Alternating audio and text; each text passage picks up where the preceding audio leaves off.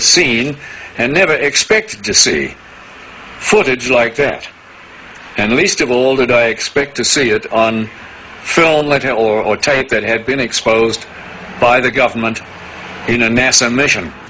The shuttle Columbia in this mission was equipped with a very sophisticated and expensive ultraviolet camera. It was sensitive to the near ultraviolet. And when they were up at 300 miles above the atmosphere, they launched from the Columbia a small satellite with a tether. Not long after it was launched from the Columbia, the tether broke. We'll record steadily the whole break and coil back to the tether. Copy, Claude. Here we go. Again, this is a view of the satellite. Well, if it had to break, it did it in the right place. And you see on this astonishing film, you see the satellite go drifting far astern of this orbiting Columbia. The tether, which is 12 miles long, straightens out into a long white line, which you can see as plainly as could be. Columbia and the satellite now 77 nautical miles apart. Now, while this is all going on, a whole covey of UFOs, perhaps 36 of them, manifest to this ultraviolet camera, and they begin moving around, circulating, looking for all the world like something in an aquarium tank. The satellite, again, just moving into sunrise. Now, Houston, of course, down on the ground, is getting this feed from the Columbia, and they ask the astronauts in the shuttle, what can they see? What is it they can see? You guys getting the image?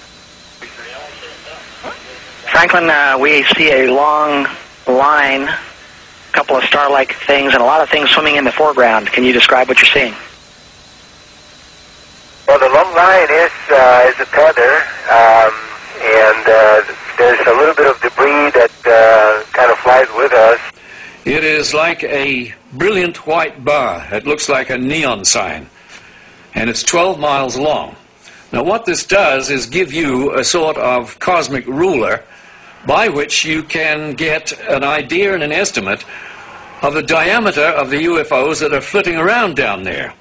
Now, when you see them go behind the tether, that means that you can use that tether like a ruler to measure their diameter. And those things that are down there going behind the tether are between 2 and 3 nautical miles in diameter. One of the things you see over and over again is you see UFOs materialize into the ultraviolet while you watch.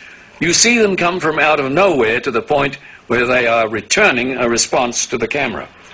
You also see them dematerialize while you have them under observation. There's 2 of the central things that have gone on with UFOs since day one: materialization and dematerialization. It's going on in this film, 300 miles above the Earth, photographed by your government with your astronauts superintending the whole thing. Completely unzoomed, and you see the full extent of the tether. Columbia, Houston, that's a much better view, a lot more contrast visible. It's not an infrequent occurrence out there. They happen quite often. There were probably 1,500 reported cases in there.